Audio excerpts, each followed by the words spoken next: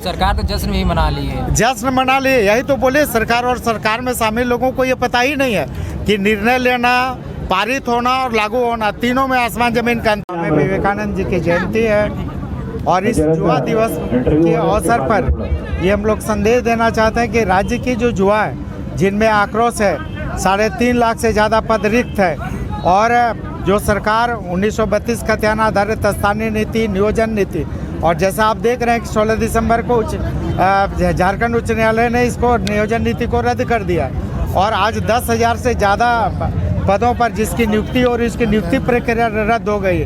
3.5 लाख से ज़्यादा पद रिक्त है और ये सरकार कुंभकर्णी निद्रा में सोई हुई है। आज हम लोगों को एक संदेश देना है कि स्वामी विवेकानंद ने कहा था कि उत्तिष्ठत जागृत प्राप्त वराण्य बोधत, उठो जागो और तब तक चलते रहो जब तक लक्ष्य की प्राप्ति। आज हम लोगों ने संकल्प लिया है कि उठो जागो, यहाँ के राज्य की जनता, यहाँ की युवा, उठो जागो और तब तक चलते रहो जब तक ये सरकार 1932 खतियान आधारित स्थानीय नीति और नियोजन नीति जब तक लागू नहीं करती है तब तक हम लोग चैन से नहीं रुकेंगे। झारखंड राज्य की युवा सड़क पर उतरकर आंदोलन करेगी जब तक नियोजन नीति ये सरकार स्पष्ट रूप से परिभाषित 1932 खतियान या खतियान आधारित नहीं करती है, तब तक ये आंदोलन चलते रहेगा। नियोजन नीति शीघ्र परिभाषित करें और शीघ्र जो पद रिक्त हैं उस पर बहाली करें। 32 ही चाह रहे हैं आप लोग या जो लास्ट सर्वे? निश्चित रूप से 1932 या खतियान आधारित, इसके आधार पर नियोजन नीति सरकार तुरंत लागू करे और जितने पद रिक्त हैं इस पर बहाली करने का काम। अभी तो एक बातें आ रही है कि नई नियोजन नीति लेकर सरकार पहल कर दी है, उसकी किस तरह से देख रहे हैं? कब तक? 3 साल तो पहल हुए हो गए, 3 साल हो गए, अब कब तक? तो ये अब आश्वासन का समय नहीं है।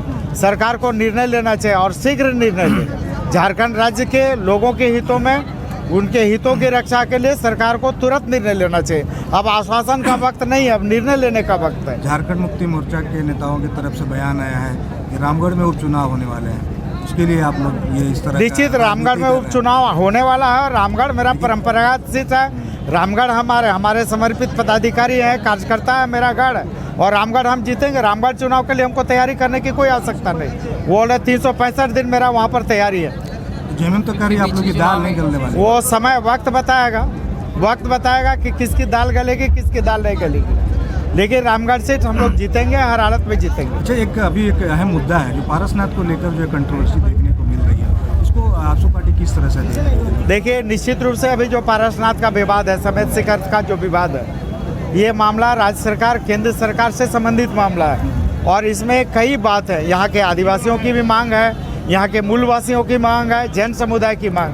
तो ये जैन समुदाय, यहाँ के मूलवासी, यहाँ के आदिवासी, केंद्र सरकार और राज्य सरकार, दोनों सरकारों को एक समन्वय स्थापित करते हुए, सभी लोगों के हितों को ध्यान में रखते हुए एक सम्मान और अतिशीघ्र एक निर्णय लिए जाने की आवश्यकता है। आरक्षण के मुद्दे सरकार तो जश्न भी मना ली है। जश्न मना ली, यही तो बोले। सरकार और सरकार में शामिल लोगों को ये पता ही नहीं है कि निर्णय लेना, पारित होना और लागू होना, तीनों में आसमान जमीन का अंतर है। सरकार पारित होने को ही अगर लागू मान लेती है तो आप समझ सकते हैं कि किस मानसिकता के साथ।